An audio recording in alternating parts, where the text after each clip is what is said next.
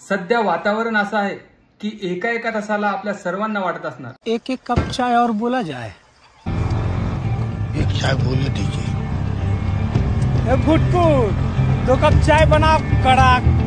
आज मला एक गृहस्थ भेटले आणि त्यांनी मला सांगितलं की मी दिवसाचे 10 ते 12 कप चहा घेतो। एक कप चहामध्ये 100 कॅलरी राहतात, तर 10 कप चहामध्ये त्यांचे होतात 1000 कॅलरीज। ज्या 1000 कॅलरीज मध्ये ते 2 वेळचं जेवण एकदम पोट भरून जेवू शकतात, पण ते फक्त चहाने घेतात। असेच जर 10 चहा तुम्ही दररोज घेत असाल तर तुम्हाला ऍसिडिटी, गॅस, पोट साफ न होणे अशा पद्धतीचा त्रास होऊ शकतो। पण हीच गोष्ट जर तुम्ही 10-20 वर्ष चालू ठेवली तर याचा खूप मोठा मोबदला तुम्हाला द्यावा लागणार आहे। चहा बंदच करा असं मी म्हणणार नाही, चहा हा आपुलकीची गोष्ट आहे, पण चहा कमी करा असं नक्की म्हणेन।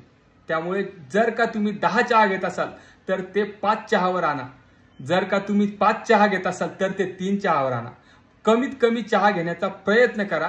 दिवसाचे 2 चहा सफिशियंट आहेत असं मला वाटतं। त्यामुळे तुम्ही किती चहा घेता हे कमेंटमध्ये नक्की सांगा आणि किती कमी करताय हे पण नक्की सांगा। सुरुवात आजपासूनच करा।